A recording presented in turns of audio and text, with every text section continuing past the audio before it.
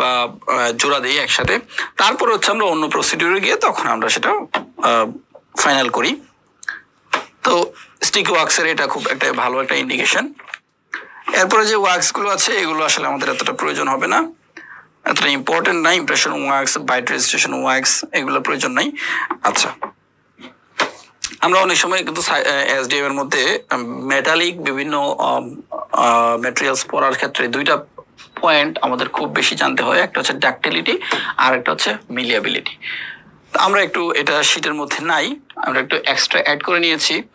Ductility and মিলিয়াবিলিটি বলতে কি বোঝায় দেখেন, প্রথম লাইনটা যদি খেয়াল করি যে ডাক্টিলিটি হচ্ছে is the property of metal associated with the ability to hammered, thin or stretched into wire without breaking. The degree of ductility occurs due to metallic bond. মানে এটা হ্যামারিং করার পর এত পাতলা হয়, একদম থিন একটা রোলের মতো হয়ে যায়, একদম সুতার মতো হয়ে যায়, কিন্তু এটা আলাদা হয় না বা ছিঁড়ে যায় না, এটাই বলা হচ্ছে তার ডাক্টিলিটি। বলছে যে হ্যামার্ড a thin or stretched into wire, একটা সুতার মতো হয়ে গেল, তারের মতো হয়ে গেল, একদম চিকন হয়ে গেল, টানতে টানতে কিন্তু আলাদা হচ্ছে না। সো এটা হচ্ছে তার ডাক্টিলিটি, তার ডাক্টিলিটির যে পাওয়ার। সো হাইয়েস্ট ডাক্টিলিটি মেটাল কার, যে সর্বোচ্চ পরিমাণ হ্যামারিং করার পরেও সে ওয়্যার তৈরি করতে পারবে, সেটা হচ্ছে গোল্ড। সো এই গোল্ডটা হচ্ছে তার মোস্ট ডাকটাইল মেটাল। মানে আমি হ্যামারিং করলাম, হ্যামারিং করার পরে ধীরে ধীরে যখন টান দিলাম তখন দেখা গেল যে এটা একদম ওয়্যারের মতো হয়ে গেল, সর্বোচ্চ পরিমাণ ওয়্যারিং হলো। অন্যান্য গোল্ড হচ্ছে হাইয়েস্ট, বাট অন্যান্য মেটাল দেখা যায় হ্যামারিং করার পরে অল্প একটু টান দিলেই ছিঁড়ে যায়, বাট গোল্ডের ক্ষেত্রে এটা হচ্ছে হাইয়েস্ট, এই জিনিসটাই। সো আমাদের হাইয়েস্ট ডাকটাইল ম্যাটেরিয়াল হচ্ছে গোল্ড, এটা এসবি এর জন্য ইম্পর্টেন্ট। তাহলে ডাকটিলিটি গেল, আমাদের মেলিয়েবল বা মেলিয়েবিলিটি কি? মেলিয়েবিলিটিও এরকমই, যে আমরা হ্যামারিং করলাম অনেকক্ষণ ধরে, হ্যামারিং করার পরে ability to be hammered into a thin sheet, ওইটা ছিল ওয়্যার, মানে ওইটা ছিল একদম সুতার মতো হয়, আর এটা হচ্ছে একদম পাতলা প্লেটের মতো হয়ে যায়, যেমন এই যে এই প্লেটের মতো হয়ে যায় হ্যামারিং করার পরে। তো এটা হচ্ছে গোল্ড। তাহলে এটাও আমাদের একটা এসবিএ। তাহলে gold is the most malleable metal, gold is the most malleable metal, gold is the most ductile metal. Okay, so এরপরে আমরা যে টপিকটা পড়বো আমাদের পেজ নাম্বার 22-এ আছে, সেটা হচ্ছে কম্পোজিট। ওকে, সো কম্পোজিট রেজিন। কম্পোজিটটা আসলে আমাদের ডেইলি প্র্যাকটিসে প্রতিদিনই চেম্বারে আমাদের অনেক বেশি ইউজ করা হয়, এবং ফিলিং মেটেরিয়ালস হিসেবে কম্পোজিটটা আমাদের অনেক বেশি আসলে উপকারী একটা জিনিস। সো এটার কিছু ইন্ডিকেশন আছে, আমরা কখন সেটা ইউজ করব এটা আমরা একটু দেখে নিচ্ছি। রেস্টোরেশন অফ অ্যান্টেরিয়র অ্যান্ড পোস্টেরিয়রতে আসলে দুই ধরনের নিতেই কিন্তু আমরা ইউজ করতে পারি, অ্যান্টেরিয়র পোস্টেরিয়র দুই ক্ষেত্রেই, directly or indirectly. Okay, to veneer metal crown and fix partial denture, that means prosthetic resin. রেজিনেরও অনেক ভ্যারাইটি আছে, শুধুই যে আমরা ফিলিং করার ক্ষেত্রে আমরা ইউজ করি সেটাই বিষয় না। So any type of prosthetic রেজিনের ক্ষেত্রেও আমরা এই কম্পোজিটটা ইউজ করছি। টু বিল্ড আপ কোর্স, অনেক সময় দেখা যায় যে আমরা যখন পোস্ট কোর বসাই দাঁতের মধ্যে, তখন ওইটা কোর বসানোর পরে, পোস্ট বসানোর পরে আমরা বিল্ড আপ করার জন্য কিন্তু কম্পোজিটটা ইউজ করে থাকি। দেন অর্থোনেটিক ব্র্যাকেট ফিক্স করার জন্য পিটস এন্ড ফিশার সিলেন্ট হিসেবে, দেন অ্যাস্থেটিক ল্যামিনেশনের ক্ষেত্রেও কিন্তু আমরা কম্পোজিট ইউজ করি। Repair of chipped porcelain or in রেস্টোরেশনে দেখা যাচ্ছে যে পোর্সেলিনটা রিমুভ করে হয়ে গেছে, কোনো কারণে একটা পোর্শন দেখা যাচ্ছে ড্যামেজ হয়ে গেছে, তো সেটাকে রিপ্লেস করার জন্য কিন্তু আমাদের এই কম্পোজিটটা আমরা ইউজ করে থাকি। দেন কম্পোজিট কিছু টাইপস আছে, আসলে এই যে এই টাইপসগুলো পরীক্ষার জন্য এতটা ইম্পর্টেন্ট না হলেও জাস্ট আমরা মাঝখানের যে বক্সটা আছে সেটা আমরা একটু দেখবো। বেসড অন ফিলার পার্টিকেলস, সাইজটা একটু আমরা পড়ে রাখবো। কয়েক ধরনের সাইজ আছে, একটা হচ্ছে fine particles, ultra fine, microfine and nano range. So এই ফাইন পার্টিকেলসটা দেখা যাচ্ছে যে একটু বড় থাকে, আলট্রা ফাইনটা আরো একটু ছোট হয়, মাইক্রোফাইন আরো ছোট, ন্যানো রেঞ্জ একদম সবচেয়ে বেশি ছোট থাকে সাইজটা। তো ফাইন পার্টিকেল সাইজটা হচ্ছে more than 3 micrometre, ultrafine particle size less than 3 micrometre, microfine হচ্ছে 0.04 মাইক্রোমিটার, ন্যানো রেঞ্জ হচ্ছে 0.005 টু 0.01 মাইক্রোমিটার। এই রেঞ্জে হচ্ছে এগুলো। সো আমরা জাস্ট রেঞ্জগুলো একটু মনে রাখবো নামের সাথে, জাস্ট এটা মনে রাখলে আমাদের এনাফ, আর কিছু লাগবে না। দেন আমরা পড়বো পরের পেজে, পেজ নম্বর 23-তে, based on application and commercial availability. অ্যাপ্লিকেশনের উপর ডিপেন্ড করে এসডি কম্পোজিটের কয়েকটা ভ্যারাইটি আছে বা কয়েক রকমের ইন্ডিকেশন আছে। একটা হচ্ছে রেস্টোরেটিভ কম্পোজিট, যেটা দিয়ে ইউজুয়ালি আমরা ফিলিং করে থাকি। রেস্টোরেটিভ এটা হাইব্রিড হতে পারে, হাইব্রিড কম্পোজিট হতে পারে, মডিফাইড হতে পারে, দেন ফ্লোয়েবল অথবা প্যাকেবল, এই ম্যাক্রোফিল্ড, ন্যানোফিল্ড, এইগুলো এই টাইপের গুলো হয়। আবার প্রস্থেটিক কম্পোজিট, ওই যে একটু আগে আমরা যেটা বললাম প্রস্থেটিক রেজিন, সেটা for fabrication of inlay, veneer, crown and FPD, fixed partial denture. Okay, provisional composite. Provisional composite যেমন আমরা টেম্পোরারি ক্রাউন করি। টেম্পোরারি ক্রাউনটা হচ্ছে ইউজুয়ালি আমরা যখন ফিক্সড পার্শিয়াল ডেঞ্চার করবো, দ্যাট মিনস আমরা যখন ব্রিজ করি, তখন ব্রিজ করার সময় টুথ প্রিপারেশন করি আমরা অ্যাবার্টমেন্টকে। তো প্রিপেয়ার টুথটাকে দেখা যাচ্ছে আমরা টুথ প্রিপারেশন করে পেশেন্টকে আমরা ছেড়ে দিলাম ওই দিন, কিন্তু এই যে টুথ প্রিপারেশন করার পরে দাঁতটা যে ছোট হয়ে গেল, এই ছোট দাঁতটা দেখতে অনেকটা আনএস্থেটিক দেখায় যদি অ্যান্টেরিয়র টিথ হয়। তো সেক্ষেত্রে আমরা এই ফাইনাল প্রসেসটা ল্যাব থেকে রেডি হয়ে আসার আগ পর্যন্ত আমরা এই মাঝখানে একটা ট্রানজিশনাল পিরিয়ডে আমরা পেশেন্টকে একটা টেম্পোরারি একটা ক্রাউন বা ব্রিজ আমরা ইনস্ট্যান্টলি চেম্বারে প্রিপেয়ার করে দিই, যেন আনএস্থেটিক্যালি এটা খুব আনএস্থেটিক না দেখায় এবং পেশেন্ট তার নর্মাল ফাংশন, মাস্টিকেশন, অ্যাস্থেটিক্স সবকিছুই নর্মালি মেনটেন করতে পারে। তো এই ফাংশনের গুলার টার্গেট গুলো মাথায় রেখেই আমরা ইউজুয়ালি এই টেম্পোরারি ক্রাউনটা রেডি করি। তো সেক্ষেত্রেও দেখা যায় যে এই কম্পোজিটটা ইউজ করা হয়। লুটিং কম্পোজিট হিসেবে ইউজ করি। রিপেয়ার কম্পোজিট, কম্পোজিট রেস্টোরেশন করেছি, সেটা কোনো কারণে ফ্র্যাকচার হয়েছে, সেটাকে আবার রিপেয়ার করতে গেলেও আমরা এই কম্পোজিট ইউজ করি। এক একটা ইউজের ক্ষেত্রে এক একটা টাইপ আমরা ইউজ করে থাকি। ওকে, এখন supply, restorative composite resin supply করা হয়। এখানে কয়েকটা এজেন্ট আছে, কয়েকটা ম্যাটেরিয়ালস এর কম্বিনেশনে মূলত এগুলো ইউজ করা হয়। একটা হচ্ছে কম্পোজিট রেজিন, যেটা আমরা পিওরলি কম্পোজিট। এখন এটা কম্পোজিট আমরা ইউজ করার আগে ইচিং করি। ইচিংটা হচ্ছে মেইনলি 37% ফসফরিক অ্যাসিড। ওকে, বন্ডিং আছে, তারপরে শেড গাইড আছে। সো একটা কম্পোজিট রেস্টোরেশন করতে গেলে আমরা কয়েকটা ম্যাটেরিয়ালস আর কিছু এজেন্টস এর হেল্প নিয়ে আমরা তখন পুরো কম্পোজিট রেস্টোরেশনটা কমপ্লিট করি। ওকে, দেন এখানে আদার্স একদম স্পেসিফিক্যালি বলে দিয়েছে এই যে পরের পেজে, পেজ নাম্বার 24-এ একটা বক্সের মধ্যে যে কোন কম্পোজিটের ইন্ডিকেশনটা কি হবে, কয়েকটা টাইপস দিয়েছে এখানে।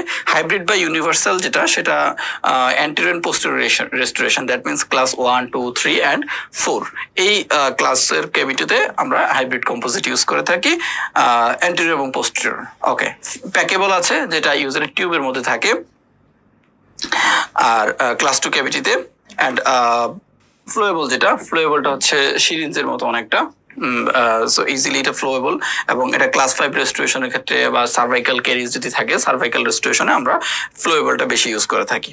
ওকে, দেন মাইক্রোফিল্ড কম্পোজিট আছে, লো স্ট্রেস এরিয়া যেগুলো, যেমন সার্ভাইকাল এরিয়াতে লো স্ট্রেস, এখানে মানে ওক্লুশাল এরিয়া ছাড়া বাকিগুলো হচ্ছে লো স্ট্রেস এরিয়া। দেন হাইব্রিড আর ইউনিভার্সাল যে কম্পোজিটটা, অ্যান্টেরিয়র এবং পোস্টেরিয়র রেস্টোরেশন, এটা হচ্ছে ক্লাস 1 to 4, ক্লাস 5 মানে ক্লাস 1 থেকে 5 পর্যন্ত সবগুলো রেস্টোরেশনই হাইব্রিড বা ইউনিভার্সালটা ইউজ করা যায়। মূলত এটা দেখেন প্রথম পয়েন্টটা ছিল, প্রথম বক্সের প্রথমেই ছিল হাইব্রিড বা ইউনিভার্সাল, সেটা হচ্ছে মাইক্রো হাইব্রিড, আর হাইব্রিড বা ইউনিভার্সাল লাস্টে যেটা, সেটা হচ্ছে ন্যানো হাইব্রিড। এটাই হচ্ছে এটার পার্থক্য। ওকে, এবং এটার মধ্যে ফিলার পার্টিকেল আছে। আমরা জানি যে কম্পোজিটের মধ্যে ফিলার পার্টিকেলস আছে, এবং এই ফিলার পার্টিকেলস এর কিছু ফাংশনও আছে, যেমন এটা স্ট্রেংথ ইমপ্রুভ করে, ইনক্রিজ করে, শ্রিঙ্কেজটাকে এটা কমিয়ে দেয় ফিলার পার্টিকেলসটা, ওয়ারিংটাকে এটা কমায়, মানে ওয়্যার রেজিস্ট্যান্সটাকে বাড়ায়, সারফেস স্মুথনেস অ্যান্ড অ্যাস্থেটিক্স করে, এই হচ্ছে তার function. Then reduce water absorption prevent করে বা রিডিউস করে। দেন হচ্ছে reduce thermal expansion and contraction. Thermal এক্সপানশনও হয় না, খেয়াল করবেন যে ফিলার পার্টিকেলসটা শ্রিঙ্কেজও হতে দেয় না, আবার এক্সপানশনও হতে দেয় না। Improves clinical handling, properly handle করা যায়, অ্যান্ড ইমপ্রুভস রেডিও অপাসিটি। ওকে, এই হচ্ছে তার একটা ফিলার পার্টিকেলস, কম্পোজিটের মধ্যে যে ফিলার পার্টিকেলস থাকে তার ফাংশন। ওকে, ফিলার টাইপস, ফিলারের যে টাইপস গুলো আছে, কয়েক রকমের ফিলার্স টাইপস আছে, একটা ground quartz, glasses or ceramic containing heavy metals, boron silicates, lithium aluminium silicates, yttrium trifluoride এবং কলয়েড সিলিকা। তো এইগুলো হচ্ছে মূলত ফিলারের বিভিন্ন ফিলারের টাইপস। ওকে, এখন কাপলিং এজেন্টের মধ্যে মূলত এটা ফিলার পার্টিকেলস এবং রেজিন ম্যাট্রিক্সের মধ্যে একটা বন্ড তৈরি করে এই কাপলিং এজেন্টটা। এটার ফাংশনটা কি হতে পারে? They improve the properties of the resin through the transfer of stress from more plastic resin to matrix stiffer filler particles. Okay, মূলত এই যে কাপলিং এজেন্টটা এটা improve the properties of the রেজিনের এই যে কম্পোজিট রেজিন, এই রেজিন ম্যাট্রিক্সের প্রপার্টিটাকে আরো বেশি ইমপ্রুভ করে। কিভাবে করে? সেটা হচ্ছে স্ট্রেসটাকে ট্রান্সফার করে। কিভাবে করে? From more plastic resin to stiffer filler, আরো বেশি প্লাস্টিক থেকে আরো বেশি স্টিফ করে, আরো হার্ড করে, স্ট্রেংথ বাড়িয়ে দেয়। তো এটা হচ্ছে কাপলিং এজেন্টের খুব ইম্পর্টেন্ট একটা ফাংশন। দেন আরেকটা ফাংশন হচ্ছে they prevent water from penetrating the filler resin interface. Filler এবং রেজিনের মধ্যে যে বন্ডিংটা হয়, এর মধ্যে যে এই বন্ডিংটা করে মূলত এই কাপলিং এজেন্টটা। তো এই কাপলিং এজেন্টটা কি করে? ওয়াটারটা যেন অ্যাবজর্ব না হয়, ওয়াটারটা যেন পেনিট্রেটিং করতে না পারে এই ফিলার এবং রেজিনের মাঝখান দিয়ে, সেটা সে প্রিভেন্ট করে। They bond the filler particle to resin matrix, thereby reducing wearing হয় না। মোট কথা সে ওয়্যার রেজিস্ট্যান্সটাকে বাড়ায়। The most commonly used coupling agent are অর্গানোস্যালাইন। তাহলে এটা একটা এসবি এর প্রশ্ন। অর্গানোস্যালাইন, এটার কেমিক্যাল নেম হচ্ছে, অনেক বড় একটা নাম আছে, সো এটা আপনারা একটু মনে রাখবেন। পলিমারাইজেশন মেকানিজম, পলিমারাইজেশনটা কয়েকভাবে হয়। এটার কেমিক্যালিও হতে পারে, অথবা লাইট অ্যাক্টিভিটেশনের মাধ্যমে হতে পারে, অথবা কম্বিনেশন অফ বোথ। ওকে, এখন কেমিক্যালি অ্যাক্টিভেটেড কম্পোজিট রেজিন, এটার দুইটা পেস্ট ফর্মে পাওয়া যায়, বেস পেস্ট আর ক্যাটালিক পেস্ট। ওকে, ডিসঅ্যাডভান্টেজটা এত ইম্পর্টেন্ট না, আমরা তারপর একটু দেখে নিচ্ছি যে no control of curing time. এখানে যেহেতু আমরা লাইট কিউর যদি আমরা করতাম, তাহলে কিন্তু দেখা যেত যে লাইট কিউরের কারণে লাইট দিয়ে আমরা এটা কন্ট্রোল করতে হচ্ছে, বাট এখানে কিউরিং টাইমটা কিন্তু কন্ট্রোল করা যায় না আসলে। সো এটা একটা disadvantage. No control of curing shrinkage, যেহেতু কিউরিং টাইমটাকে কন্ট্রোল করা যাচ্ছে না, সো কিউরিং শ্রিঙ্কেজটাকে কমপ্লিট কন্ট্রোল করা যাবে না। Hand mixing increase possibility of voids তৈরি হওয়ার চান্স থাকে। Okay, then microfilled and hybrid composite, এগুলোতে আসলে মানে এমসিকিউ আসার মতো তেমন কোনো প্রশ্ন নাই। আমরা পেজ নাম্বার 26-এ আসি। এখানে ফিনিশিং অ্যান্ড পলিশিং এ একটা কথা আছে। হ্যাঁ, এই যে হাইব্রিড কম্পোজিট, এই হাইব্রিড কম্পোজিট এর ফিনিশিং এবং পলিশিং এর একটা কথা আছে, খেয়াল করবেন যে finishing is best done after 24 hours during which, মানে 24 আওয়ার্স পরে আমরা একটা কম্পোজিট ফিলিং করলাম, তার 24 আওয়ার্স পরে ইউজুয়ালি যদি আমরা ফিনিশিংটা করি, পলিশিংটা করি, তাহলে সেটা হচ্ছে বেস্ট। কিন্তু যদিও আমরা এটা ইউজুয়ালি করি না, আমরা সাথে সাথে ফিনিশিং পলিশিং করে ফেলি, বাট বেস্ট হচ্ছে 24 hours later of composite restoration finishing polishing করা। আচ্ছা, 24 hours during which the time of polymerization is complete. এই যে 24 আওয়ার্স, কেন 24 আওয়ার্স? কারণ এটার পলিমারাইজেশনটা কমপ্লিট হতে টোটাল 24 আওয়ার্স প্রয়োজন হয়। However, if a subsequent appointment is not desired, finishing procedure can be started 15 minutes after curing. তাহলে যদি ওই 24 ঘন্টা পরে আরেকটা পেশেন্ট আসতে না পারে, তাহলে অ্যাটলিস্ট 15 মিনিট ওয়েট করে কম্পোজিট রেস্টোরেশনটা দিয়ে আর 15 মিনিটস ওয়েট করার পরে তখন আমরা তার ফিনিশিং পলিশিংটা করতে পারবো। ওকে, দেন আমরা চলে যাচ্ছি indication for use of bond agents. Okay, আমরা কম্পোজিট রেস্টোরেশন করার সময় অনেক সময় বন্ডিং এজেন্ট ইউজ করে থাকি। সো এই বন্ডিং এজেন্ট ইউজ করার কিছু আছে, সেক্টর আছে। যেমন ফর বন্ডিং কম্পোজিট টু স্ট্রাকচারের সাথে কম্পোজিটের বন্ডিং এর জন্য বন্ডিং ইউজ করবো। Okay, fine. Then bonding composite to porcelain and various metals like amalgam, base metal and noble metal. Desensitization of exposed dentin or root surface, দেখা যাচ্ছে যে root surface exposed হয়ে গেছে, পেশেন্টের সেন্সিটিভিটি হতে পারে। সো ওই সেন্সিটিভিটিটা কমানোর জন্য হলেও আমরা বন্ডিংটা ইউজ করে থাকি। বন্ডিংটা একটু দিয়ে দিলে তার সেন্সিটিভিটি অনেকটাই কমে যায়। বন্ডিং অফ পোর্সিলিন ভিনিয়ারটাকে বন্ডিং করার জন্য আমরা এই বন্ডিং এজেন্টস ইউজ করে থাকি। ওকে, কন্ট্রাইন্ডিকেশনটা হচ্ছে ইউজুয়ালি বন্ডিংটা ইচিং, অনেক সময় আমরা দেখা যায় ব্লিচিং করি। সো ব্লিচিং করার পরে ইমিডিয়েটলি আমরা সাথে সাথেই কিন্তু বন্ডিংটা ইউজ করব না। এনে ক্লিয়ারলি লেখা আছে যে bonding should not be done immediately after bleaching. Okay, কেন এটা করা যাবে না? Usually it is advisable to wait at least a week following the procedure. Bleaching এর এক সপ্তাহ পরে অ্যাটলিস্ট আমরা এক সপ্তাহ পরে আমরা এই বন্ডিংটা করে থাকি। কেন, যদি না করি তাহলে কি হয়, অথবা কেন আমরা এক সপ্তাহ ওয়েট করি? Reduction in bond strength. গবেষণা দেখা গেছে যে যদি আমরা ব্লিচিং করার সাথে সাথেই আমরা বন্ডিং এজেন্ট ইউজ করি তাহলে অ্যাটলিস্ট 25-60% যে বন্ডিং স্ট্রেংথটা সেটা কমে যায়। সো এই স্ট্রেংথটা যেন না কমে সেই জন্য আমরা এক সপ্তাহ ওয়েট করব। মূল কারণই হচ্ছে এটা। ওকে, পিটস অ্যান্ড ফিশার সিলেন্ট। পিটস অ্যান্ড ফিশার সিলেন্ট এটা আসলে দেখা যায় মেনলি পোস্টেরিটিতেই এই সিলেন্টটা ইউজ করা হয়। ইউজুয়ালি পিটস, ছোট ছোট যে পিটস থাকে ওক্লুসাল সারফেসে, বিশেষ করে মোলার টিপগুলোতে, এবং ফিশার থাকে ওই এইগুলো দেখা যদি ক্যারিজ ওই রিজিয়নগুলোতে হয় তাহলে সেক্ষেত্রে আমরা এই পিটস এবং ফিশার সিলেন্টটা ইউজ করব। ওকে, দেন একটা অ্যাডভান্টেজ এবং ডিসঅ্যাডভান্টেজ একটা বক্স আছে পেজ নাম্বার 27-এ, অ্যাডভান্টেজ অ্যান্ড ডিসঅ্যাডভান্টেজ। তো অ্যাডভান্টেজের মধ্যে মূলত এর অ্যাডভান্টেজ হচ্ছে রেস্টোরেটিভ কম্পোজিট রেজিনের, ওভারঅল কম্পোজিট রেজিনেরই অ্যাডভান্টেজ এবং ডিসঅ্যাডভান্টেজ। তো এটা যেহেতু শেড মিলিয়ে আমরা ফিলিং করতে পারি ন্যাচারাল টিথের সাথে, সো এটা হচ্ছে highly aesthetic colour. Multiple curing system আছে, এটা কেউ চাইলে কেমিক্যাল কিউরিংটা ইউজ করতে পারে, কেউ চাইলে এটা লাইট কিউর করতে পারে, অথবা ডুয়েল কিউরও আছে। Okay, relatively ease of placement, easily এটা প্লেস করা যায়। Then moderate, strong and durable, ঠিক আছে। Does not corrode when compare to amalgam. অনেক সময় দেখা যায় অ্যামালগাম ফিলিংটা আগে যখন আমরা ইউজ করতাম তখন সেটা ধীরে ধীরে ক্ষয় হয়ে যেত, বাট কম্পোজিটে কিন্তু ক্ষয় হওয়ার chance com. Okay, easy to repair, easily এটা রিপেয়ার করা যায়। আবার ডিসঅ্যাডভান্টেজের মধ্যেও এটা অনেকগুলো ডিসঅ্যাডভান্টেজ আছে, যেমন এটা হাইলি টেকনিক সেন্সিটিভ, অনেক টেকনিক সেন্সিটিভ, কারণ এটা ওয়াটার কন্টামিনেশনে আসা যায় না, লাইট প্রপারলি দিতে হয়, বন্ডিংটা ইচিংটা প্রপারলি করতে হয়। সো এই বিষয়গুলোর কারণে এটা অনেক বেশি টেকনিক সেন্সিটিভ। হাইলি এটা শ্রিঙ্কেজ হয়, ঠিক আছে, পলিমেশন শ্রিঙ্কেজ যেটাকে বলি আমরা। Does not bond to structure, require dentin bonding techniques. So এটা সরাসরি টু স্ট্রাকচারে দিলে কিন্তু কম্পোজিটে বন্ডিং হবে না, এই জন্য বন্ডিং এর প্রয়োজন হয়। সো এটা একটা disadvantage. Sticks to instrument, not condensable like অ্যামালগামের মতো করে এটা কন্ডেন্স করা যায় না, এটার জন্য বন্ডিং দিতে হয়, ইচিং করতে হয়। সো এই বিষয়গুলোর কারণে এটা একটা disadvantage. Possibility of micro leakage, recurrent caries if improperly placed. দেখা যাচ্ছে যে আমি যদি মার্জিনটা প্রপারলি ব্লক করতে না পারি তাহলে ধীরে ধীরে সেখানে ফুড পার্টিকেল জমা হবে, এবং ফুড পার্টিকেল জমা একসময় এখানে ক্যারিজ ডেভেলপ করবে, আলটিমেটলি এখানে আবার সেকেন্ডারি ক্যারিজ হয়ে যাবে। সো সেজন্য মার্জিনটাও প্রপারলি প্রিপেয়ার করতে হয় এবং প্রপারলি ব্লক করতে হয় কম্পোজিট দিয়ে। সাম ম্যাটেরিয়ালস এক্সিবিটস লাম্পিং হতে পারে, নট অ্যাজ ওয়্যার রেজিস্ট্যান্ট, এটা ওয়্যার রেজিস্ট্যান্টও না, as other metallic restrictive material. Metallic restrictive ম্যাটেরিয়ালগুলো যেরকম ওয়্যার রেজিস্ট্যান্স আছে, সো এটার ওরকম ওয়্যার রেজিস্ট্যান্স নাই। Shorter life span, highly allergic, অনেক সময় অনেক পেশেন্টেরই দেখা যায় কম্পোজিটের প্রতি অ্যালার্জি থাকতে পারে।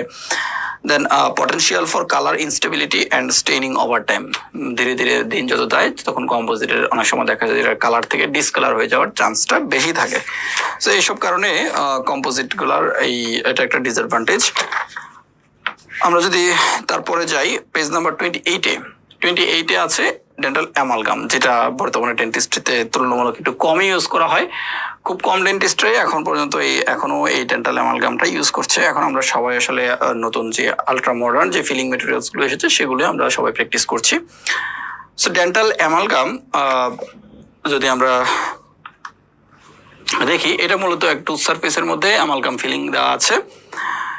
তো এই অ্যামালগাম ফিলিংটা দেখা যাচ্ছে এই যে এটা হচ্ছে একটা অ্যামালগাম ফিলিং, এটা হচ্ছে একটা অ্যামালগাম ফিলিং।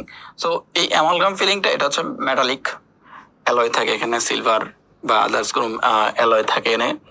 সো এখানের জন্য এই যে ওক্লুসাল সারফেসে দেওয়া হয় এটা কিন্তু দিন যত দেয় তত তার মানে ওয়ারিং হওয়ার টেন্ডেন্সি থাকে, ক্ষয় হয়ে যায় ধীরে ধীরে।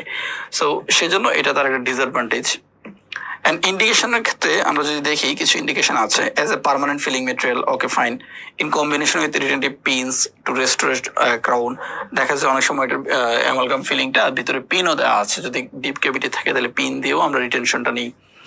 তারপরে হচ্ছে ফর মেকিং ডাই তৈরি করার জন্য রেট্রোগেট রুট ক্যানেল ফিলিং, আমরা এটা অ্যামালগাম দিয়েও করি, যদি এখনো আমরা করি না এটা, আমরা রেট্রোগেট ফিলিং করলে আমরা এমটি ইউজ করি, বাট আগে এক সময় এটা রেট্রোগেট ফিলিং এর অ্যামালগাম ইউজ করা হতো as a core material in abutment teeth. অনেক সময় দেখা যায় যে অ্যাবাটমেন্ট টিথের মধ্যে ক্রাউনের সাপোর্টটা কম আছে, তো সেই ওই ক্ষেত্রে তখন দেখা যায় যে ক্রাউনটা বিল্ড আপ করার জন্য আমরা অ্যামালগামটা ইউজ করতে পারি। তো যদিও এটা এখন আমরা কম্পোজিট দিয়ে আমরা কোর বিল্ড আপ করি, বাট এক সময় এটা অ্যামালগাম দিয়েও করা হতো। দেন কন্ট্রাইন্ডিকেশন, অ্যামালগামটা কখন কোথায় ইউজ করব না। Amalgam should not be placed in patient with impaired kidney function. Kidney disease যাদের আছে, কিডনি ডিজিজের পেশেন্টদের ক্ষেত্রে আমরা অ্যামালগামটা ইউজ করব না। ইন্ডিভিজুয়াল উইথ অ্যালার্জিক হাইপারসেন্সিটিভিটি, যদি কোনো পেশেন্টের মার্কারের প্রতি বা অ্যামালগামের প্রতি তার অ্যালার্জি থাকে তাহলে করা যাবে না। New amalgam filling should not be placed in contact with non-amalgam restoration like gold, metallic device, orthodontic device. So এই ধরনের কোনো মেটালিক ডিভাইস বা গোল্ডের সাথে যেন কন্ট্যাক্টে না আসে কোনো অ্যামালগাম ফিলিং। যদি কন্ট্যাক্টে চলে আসে, কন্ট্যাক্টে আসার চান্স থাকে, তাহলে সেক্ষেত্রে সেই ফিলিংগুলোতে আমরা সেই এরিয়াগুলোতে আমরা অ্যামালগাম ফিলিং করব না। ওকে, দেন আমরা পরের পেজ চলে যাচ্ছি, পেজ নাম্বার 29। পেজ নাম্বার 29-এ, আচ্ছা পেজ নাম্বার 29-এর আগে পেজ নাম্বার 28-এ একটু আসি আমরা। পেজ নাম্বার 28-এ একটা ক্লাসিফিকেশন আছে। ক্লাসিফিকেশনের প্রথমেই যেটা আছে বেসড অন কপার কন্টেন্ট, একটা হচ্ছে লো কপার অ্যালয় আর একটা হচ্ছে high copper alloy. Copper content একটাতে বেশি আর একটাতে কম। লো কপারে কত? লেস দেন 6%, আর হাই কপারে কন্টেন বিটুইন 13 to 30%, 13 থেকে 30% কপার থাকে হাই কপারের মধ্যে। আরেকটা ক্লাসিফিকেশন আছে 3 নম্বরে, একটা হচ্ছে based on shape of the alloy particle. Alloy পার্টিকেলের শেপের উপর ডিপেন্ড করে আরেকটা ক্লাসিফিকেশন করা হয়, সেটা হচ্ছে লেথ কাট অ্যালয়, একটা হচ্ছে স্ফেরিক্যাল, স্ফেরয়েডাল। এটার ফিগারটা দেখাবো আমি, শেপটা কেমন এটা একটু ফিগার দেখলে আমরা বুঝবো। তো আমরা জাস্ট এই দুইটা বক্স একটু মনে রাখি, একটা হচ্ছে বেসড অন কপার কন্টেন্ট আর একটা হচ্ছে based on the shape of the alloy particle. এই দুইটা আমরা একটু মনে রাখি। এরপরে পরের পেজে আসি, 29, পেজ নাম্বার 29। এখানে লো কপার অ্যালয় আর হাই কপার অ্যালয় এগুলোকে আবার ভাগ করেছি লেথ কাট আর স্ফেরিক্যাল অ্যালয়। আবার হাই কপার যেটা সেটা হচ্ছে অ্যাডমিক্সড আর হচ্ছে ইউনিকম্পোজিশনাল, অথবা আপনারা ব্র্যাকেটে লিখতে পারেন সিঙ্গেল কম্পোজিশন। ওকে, এখন লো কপার অ্যালয়ের যে লেথ কাট আর স্ফেরিক্যাল অ্যালয়, এটার কম্পোজিশনের মধ্যে সিলভার থাকে হাইয়েস্ট অ্যামাউন্ট। আমরা জাস্ট এটা বলার জন্যই এখানে আসা। এটা একটা এসবিও হতে পারে যে লো কপার অ্যালয়ের অথবা লেথ কাট আর স্ফেরিক্যাল অ্যালয়ের মধ্যে হাইয়েস্ট অ্যামাউন্টে থাকে কোন ইনগ্রেডিয়েন্টটা, সেটা হচ্ছে সিলভার। ওকে, দেন আমরা আসবো হচ্ছে ফাংশন অফ দ্য কনস্টিটিউয়েন্ট। এই যে অ্যালয়ের মধ্যে বিভিন্ন ফাংশন থাকে, বিভিন্ন সিলভার অ্যালয় বা tin, copper, zinc, mercury, platinum, এগুলোর এক একটা ফাংশন থাকে। আমরা জাস্ট আমরা পড়বো সিলভার এবং টিন, এখান থেকে প্রশ্নটা বেশি হয়। সো সিলভার থেকে আমরা যদি দেখি যে major element in the reaction, তাহলে কনস্টিটিউয়েন্টের মধ্যে যেই কনস্টিটিউয়েন্ট গুলো আছে silver, tin, copper, zinc, mercury, এদের মধ্যে মেজর এলিমেন্ট কোনটা, সেটা হচ্ছে সিলভার। সো এটা একটা এসবি হওয়ার চান্স আছে। তারপরে অনেক সময় দেখা যায় অ্যালয়টা একটু সাদা হয় বা একটু হোয়াইটিশ হয়। এটা কেন হয়? এটা সিলভারের কারণে হয়। দেখেন, whitens the alloy, decrease the creep, মানে ফ্র্যাকচার হওয়ার চান্সটা একটু কম দেয়। ইনক্রিজ দ্য স্ট্রেংথটাকে বাড়ায়। Increase the expansion on setting এক্সপানশনটাকে ইনক্রিজ করে। Increase the tarnish resistance in the resulting amalgam. তাহলে টার্নিশ, কোরোশন প্রিভেন্ট করার জন্য বা টার্নিশ রেজিস্ট্যান্সটাকে বাড়ানোটা কার কাজ? সেটা হচ্ছে সিলভারের কাজ। মূলত এই সিলভারের যেহেতু এটা মেজর এলিমেন্ট, সেজন্য এর ডিটেলস একটু পড়ার প্রয়োজন আছে। সবগুলো ফাংশনই আমরা সিলভারের মনে রাখবো একটু। দেন টিনের মধ্যে tin controls the reaction between the silver and mercury. Silver এবং মার্কারির মধ্যে যে রিয়েকশনটা হয় সেটা কন্ট্রোল করে হচ্ছে tin. Okay, reduce strength and hardness, এটা স্ট্রেংথও কমিয়ে দেয়, কিছু হার্ডনেসও কমিয়ে দেয়। Reduce resistance to tarnish and corrosion, tarnish এবং কোরোশনের যে রেজিস্ট্যান্সটা সেটাও কমিয়ে দেয়, মানে অলমোস্ট এটা সিলভারের উল্টোটাই অনেকটা। ওকে, আমরা জাস্ট এই দুইটাই মনে রাখলাম, একটু সিলভার এবং টিন। সিলভারটা একটু বেশি ভালো করে পড়বো, কারণ এখানে এটা যেহেতু মেজর এলিমেন্ট, এখান থেকে প্রশ্ন আসার সম্ভাবনাটা বেশি। ওকে, আমরা পরের পেজে আসি, পেজ নাম্বার 30। পেজ নাম্বার 30-তে composition of lathe cut and spherical alloy. Lathe cut এবং স্ফেরিক্যাল অ্যালয় এই দুইটার কম্পারিজন যদি আমরা একটু খেয়াল করি, তার আগে আমরা একটু ফিগারটা দেখে নিই যে লেইথকাটের ফিগারটা হচ্ছে দেখেন এরকম স্ফেরিক্যাল, এটার শেপটা দেখলেই বুঝবো আমরা স্ফেরিক্যাল, এবং এটা অনেকটা দানাদার গোলাকৃতি থাকে, আর এটা হচ্ছে লেইথকাটের শেপ। সো এই এটা হচ্ছে জাস্ট স্ট্রাকচারাল কম্পারিজন। আমরা যদি আরো কিছু কম্পারিজন দেখি, পার্থক্য দেখি, তাহলে আমরা দেখবো যে প্রথমে আছে পার্টিকেলস আর স্ফেরিক্যাল, পার্টিকেলস আর ইরেগুলার, লেইথকাটের গুলা ইরেগুলার। ওকে, তারপরে manufactured by atomization of molten alloy, atomization of molten alloy গুলাকে আমরা অটোমাইজেশনের মাধ্যমে এটা আমরা ম্যানুফ্যাকচার করি। আর ম্যানুফ্যাকচার্ড বাই মিলিং মানে চূর্ণ করা, মিলিং করি কি annealed ingot of the alloy, that means অ্যালয়টাকে যখন আমরা বা ধাতব পিণ্ডের ওই ধাতুটাকে যখন আমরা উত্তপ্ত করে চূর্ণ করি, ওই উত্তপ্ত করে চূর্ণ করাটাই হচ্ছে করি কোন অ্যালয়কে, সেটা হচ্ছে লেইথকাট অ্যালয়। মিলিং মানে হচ্ছে চূর্ণ করা, আর এনাল্ড মানে হচ্ছে উত্তপ্ত করা বা দগ্ধ করা, ইনগট অ্যালয় মানে ধাতব পিণ্ডটাকে। সো এই ধাতব পিণ্ড মানে লেইথকাট অ্যালয়ের যে মেটালটা, সেটাকে আমরা উত্তপ্ত করে যখন আমরা একদম চূর্ণ করে ফেলি, করার মাধ্যমে এটা ম্যানুফ্যাকচার্ড করা হয়।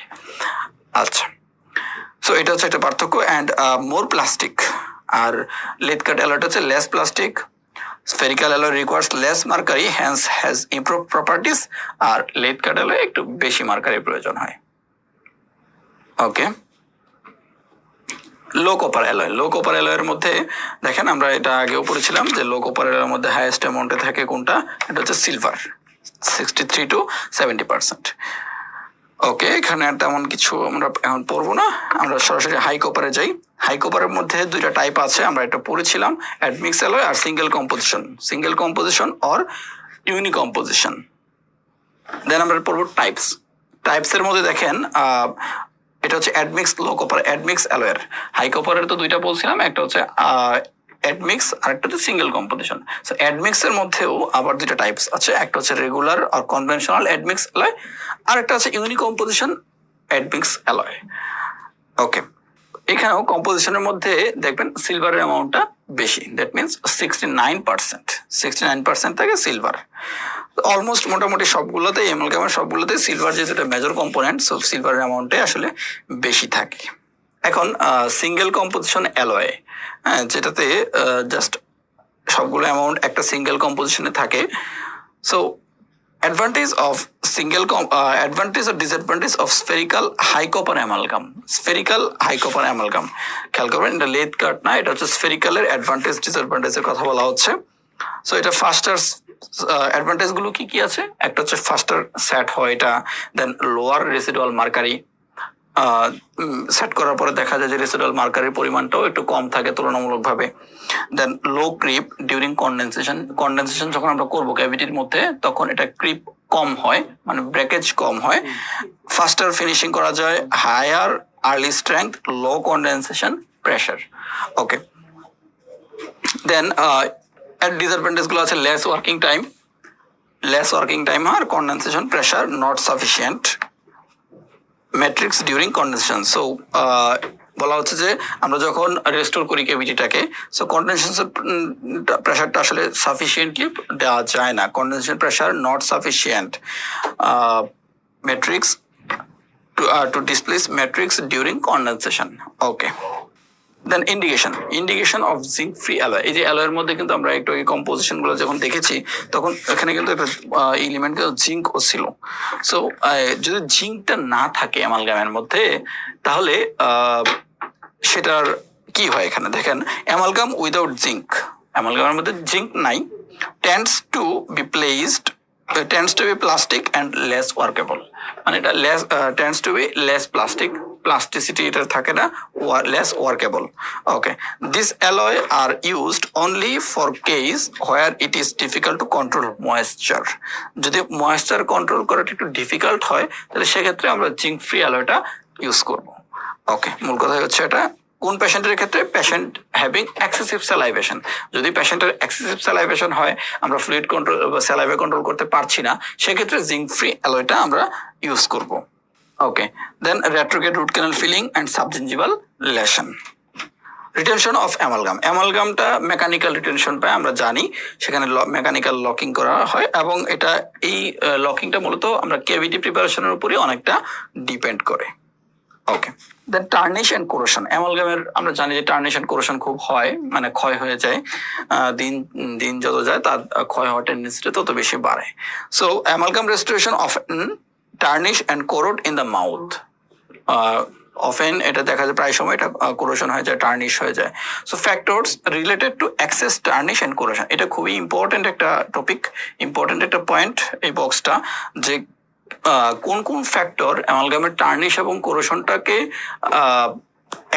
এক্সেস টার্নিশ এবং কোরোশনটাকে হয়, বা টার্নিশ এবং কোরোশনটাকে অ্যাক্সেলারেট করে কোন কোন ফ্যাক্টর, সেটা আমরা একটু দেখবো। একটা হচ্ছে হাই রেসিডুয়াল মার্কারি, যদি মার্কারির পরিমাণটা একটু বেশি হয়ে যায় তাহলে সেক্ষেত্রে তার টার্নিশ কোরেশনটা বেশি হয়। সারফেস টেক্সচার মানে স্মল স্ক্র্যাচ, এক্সপোজ, যদি কোনো ভয়েডস থাকে এক্সপোজ হয় সেটা ফিলিং সারফেসের উপর, সেক্ষেত্রে হতে পারে। কন্ট্যাক্ট ডিসিমিলার মেটালস, একটু আগে আমরা যেটা বললাম যে অ্যামালগাম ফিলিং দিয়েছি, পাশে যাতে যদি কোনো মেটালিক ফিলিং থাকে, সেটা কম্পোজিট হতে পারে, সেটা গোল্ড হতে পারে, আদার্স কোনো মেটাল হতে পারে, তো সেক্ষেত্রে তার টার্নিশ কোরেশন হওয়ার চান্স বেশি থাকে। পেশেন্ট যদি হাই সালফার ডায়েট করে তাহলে সেক্ষেত্রে হতে পারে ময়েশ্চার কন্টামিনেশন, কন্ডেনসেশনের সময় যদি ময়েশ্চার কন্টামিনেশন হয় তাহলে সেক্ষেত্রেও এই টার্নিশ এবং কোরেশনটা হওয়ার চান্স বেশি থাকে। Then type of alloy, low copper amalgam is more susceptible to corrosion than high copper alloy, তাহলে লো কপার অ্যালয় যেটাতে কপারের পরিমাণ কম আছে তার টার্নিশ এবং কোরেশন হওয়ার টেন্ডেন্সিটাও বেশি থাকে। আচ্ছা, high copper amalgam is cathodic, মানে হচ্ছে প্রোটেক্টর অফ কোরেশন।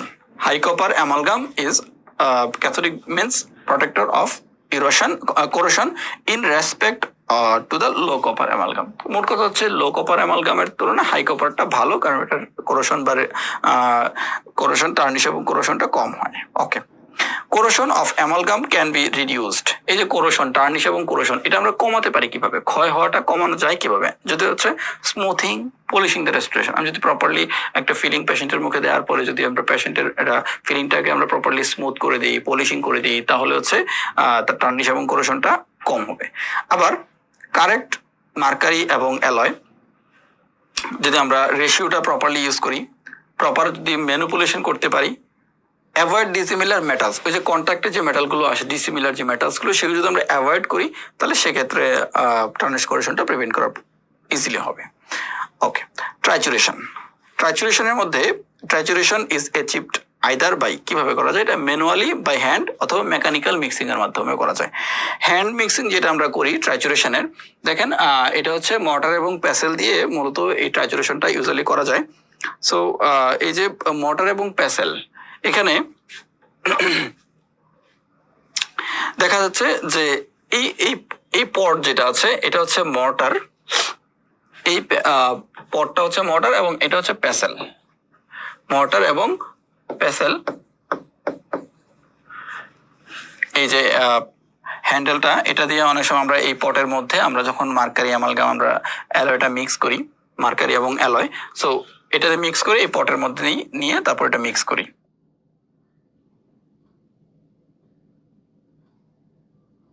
সো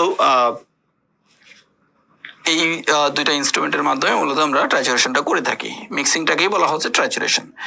আচ্ছা, 3 factors to obtain a oil mixed amalgam mass আর এখন আমরা যখন এই মর্টার পেসেল দিয়ে আমরা অ্যামালগামটাকে মার্কারি অ্যামালগামকে আমরা ট্রাইচুরেশন করব, তখন একটা অয়েল মিক্সড একটা অ্যামালগাম আমরা পাবো 3টা ফ্যাক্টরের উপর ডিপেন্ড করে। একটা হচ্ছে নাম্বার অফ রোটেশন, রোটেশনটা যদি প্রপার অ্যামাউন্টের হয়, স্পিড অফ রোটেশন, কতটুকু স্পিডে আমরা করতে পারছি সেটার উপর ডিপেন্ড করবে, আর হচ্ছে the magnitude of pressure placed on the pestle. এই যে আমরা পেসেলের উপর এই পেসেলের উপর যখন আমরা প্রেশারটা দিচ্ছি, এটা কি পরিমাণ অ্যামাউন্টে দিচ্ছি, কোন অ্যাঙ্গেলে দিচ্ছি, সেই ম্যাগনিটিউডের উপর ডিপেন্ড করে যে এটা কতটুকু অয়েল মিক্সড হবে। Typically at 25 to 45 second period is sufficient. Okay, then mechanical trituration, mechanical amalgamator, এটা মেকানিক্যাল ট্রাইচুরেশনের জন্য আলাদা মেশিন আছে, mechanical amalgamator are more commonly used. Okay, advantage of mechanical trituration, এই যে হ্যান্ড মিক্সিং, আমরা তো এটা দিয়ে এটা হচ্ছে হ্যান্ড মিক্সিং, আর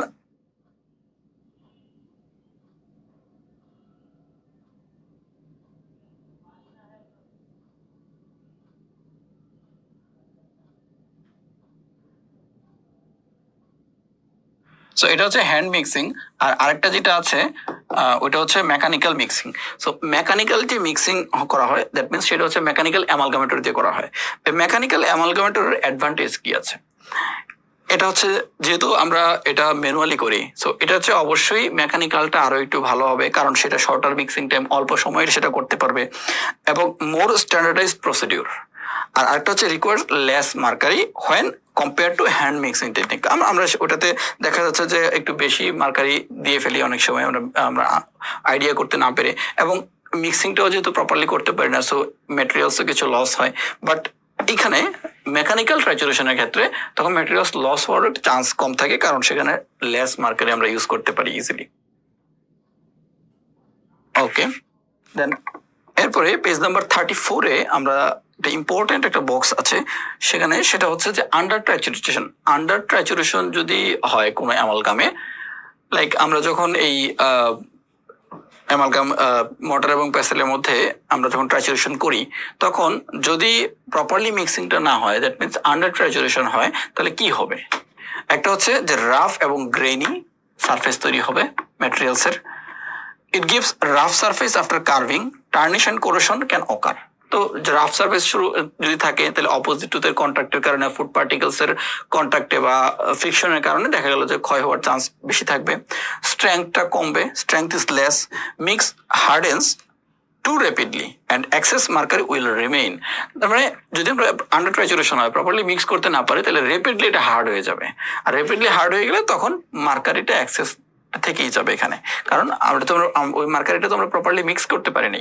তো মিক্স করতে না পারার কারণে অ্যাক্সেস হয়ে এটা ওই ফিলিং এর মধ্যে উপরে রেখে যাবে, আলটিমেটলি এটা একটা রাফ সারফেস ক্রিয়েট করবে।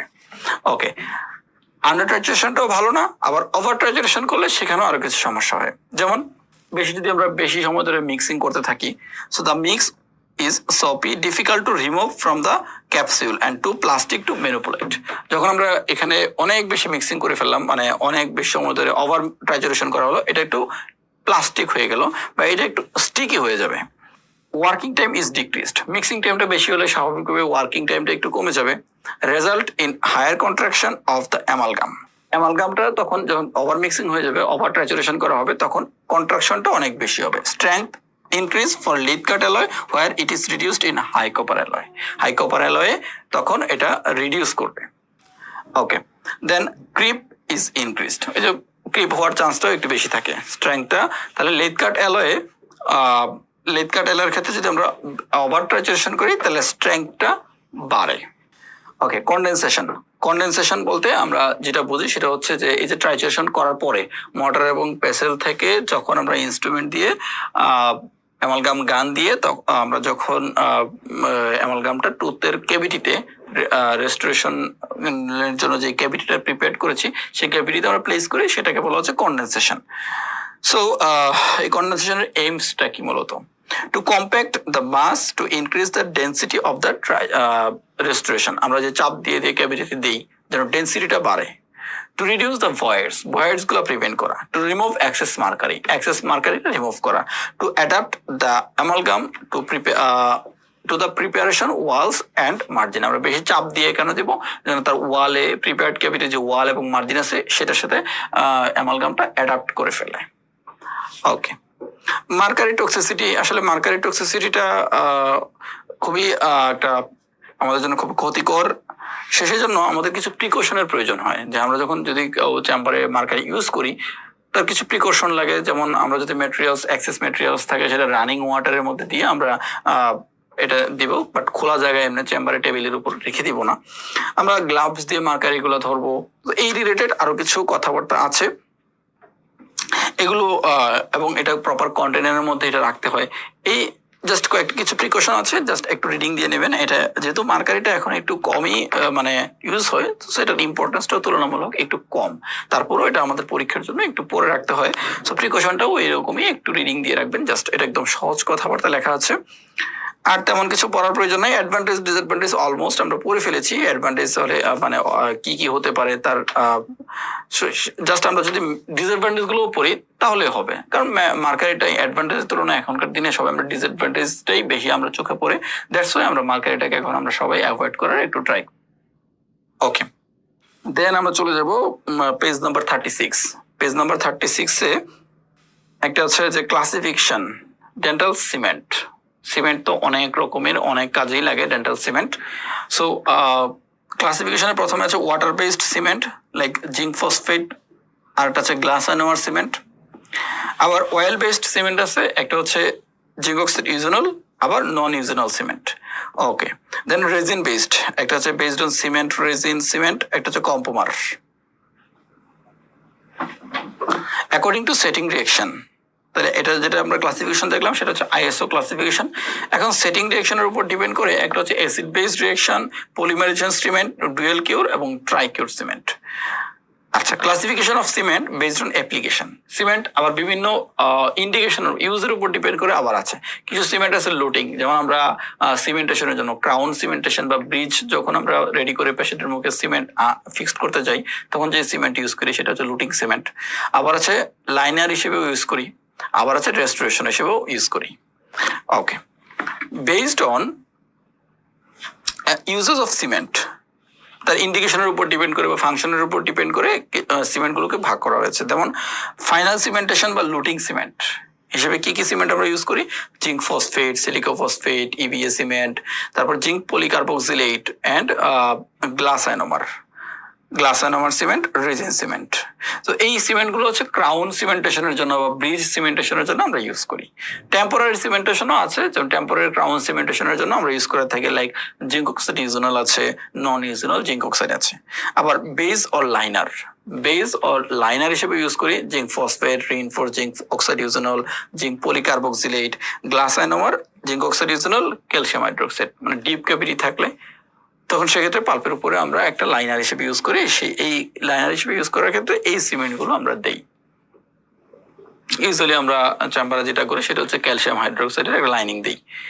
ওকে, এখন ওভারঅল বলেছে, এখন আরো একটু ডিটেলস আলোচনা করেছে লং টার্ম রেস্টোরেশন ফাংশন। দেখেন কোন ফাংশনে কোন সিমেন্টটা ইউজ করা হয়। যেমন লং টার্ম রেস্টোরেশনের জন্য আমরা glass ionomer, compomer, metal modified GIC use করে থাকি। টেম্পোরারি এবং ইন্টারমিডিয়েট সিমেন্টেশন। আচ্ছা, আগের বক্সটাতেই উপরের বক্সটাতেই একটু খেয়াল করেন, final cementation and crown cementation দুইটা কথা লেখা আছে। যদি প্রশ্নটা হয় যে materials used for crown cementation, সেটা টেম্পোরারি হতে পারে, ফাইনাল হতে পারে, তখন কিন্তু দুইটা বক্সই হবে, শুধু ফাইনালটা হবে না কিন্তু, এটা একটু মাথায় রাখবো। দেন টেম্পোরারি এবং ইন্টারমিডিয়েট রেস্টোরেশন, এক্ষেত্রে ইন্টারমিডিয়েট রেস্টোরেশন মানে ওই যে লাইনার হিসেবে আমরা যেই ইয়েগুলো ইউজ করি, সেক্ষেত্রে একটা ফিলিং এর নিচে যখন আরেকটা ফিলিং ম্যাটেরিয়ালস দিই, এটাকে বলা হচ্ছে intermediate restoration. Zinc oxide eugenol, reinforce zinc oxide, then zinc polycarboxylate, glass ionomer, zinc phosphate. Okay, then pulp therapy, pulp capping এর ক্ষেত্রে আমরা ক্যালসিয়াম হাইড্রোক্সাইড ইউজ করি। অপটান্ডেন্ট মানে পেইন রিলিফের ক্ষেত্রে জিঙ্ক অক্সাইড ইউজেনল, ওই যে সার্জিক্যাল ড্রেসিং যখন দেই। তারপর হচ্ছে লাইনার হিসেবে ইউজ করতে পারি ক্যালসিয়াম হাইড্রোক্সাইড। রুট ক্যানাল সিলার হিসেবে ওই যে ইউজেনল বেসড সিলার যেগুলো আছে সেগুলো আমরা ইউজ করতে পারি। ওকে, আমরা যদি এই প্রশ্নটা একটু সলভ করে ট্রাই করি, looting agents commonly used for crown cementation. কি কি লুটিং এজেন্ট আছে যেগুলো আমরা ক্রাউন সিমেন্টেশনের জন্য আমরা ইউজ করতে পারি? তো প্রথমেই আছে যে জিঙ্ক ফসফেট সিমেন্ট। আমরা জানি যে জিঙ্ক ফসফেট সিমেন্ট এটা আমরা লুটিং এজেন্ট হিসেবে ইউজ করে থাকি। জিঙ্ক অক্সাইড ইউজেনল সিমেন্ট, এটাও আমরা ইউজ করে থাকি ক্রাউন সিমেন্টেশনের জন্য বা ফিক্স ব্রিজ সিমেন্টেশনের জন্য। জিঙ্ক পলিকার্বক্সিলেট সিমেন্ট, এইটাও আমরা ইউজ করে থাকি সিমেন্টেশনের জন্য। বাট সোডিয়াম সিলিকো ফসফেট আমরা ইউজ করি না, কারণ এই ধরনের সিমেন্ট নাই। আসলে এটা হবে জিঙ্ক সিলিকো ফসফেট। আর জিআই সিমেন্ট টাইপ 2 না, GI cement type 1। GI cement type 1টা মূলত আমরা ইউজ করে থাকি সিমেন্টেশনের জন্য, লুটিং সিমেন্ট যেটাকে বলি। সো আপনারা ফাইনাল সিমেন্টেশনে যেটা আছে যে গ্লাস আয়নোমার, ফাইনাল সিমেন্টেশনে লেখা আছে গ্লাস আয়নোমার, আপনারা ব্র্যাকেটে লিখে রাখবেন যে টাইপ 1, নট টাইপ 2, কারণ টাইপ 2 হচ্ছে রেস্টোরেটিভ সিমেন্ট, রেস্টোরেশনের জন্য আমরা ইউজ করি। বাট টাইপ 1টা হচ্ছে লুটিং সিমেন্ট। আমরা একটু পরে জিআই সিমেন্টের টাইপগুলো পড়বো, সেখানে ওই টাইপগুলো পড়লে একটু ক্লিয়ার হয়ে যাবে। ওকে ওকে, তাহলে আমাদের এই প্রশ্নের আনসার হচ্ছে option A, D and E true, option B and C false. Okay, then zinc phosphate cement. Zinc phosphate cement, এটার ইন্ডিকেশন গুলো কি কি আছে? জিঙ্ক ফসফেট সিমেন্ট এটা আমরা লুটিং রেস্টোরেশনের সময় ইউজ করছি, আমাদের সিমেন্টেশনেও এই জিঙ্ক ফসফেট সিমেন্টটা আছে।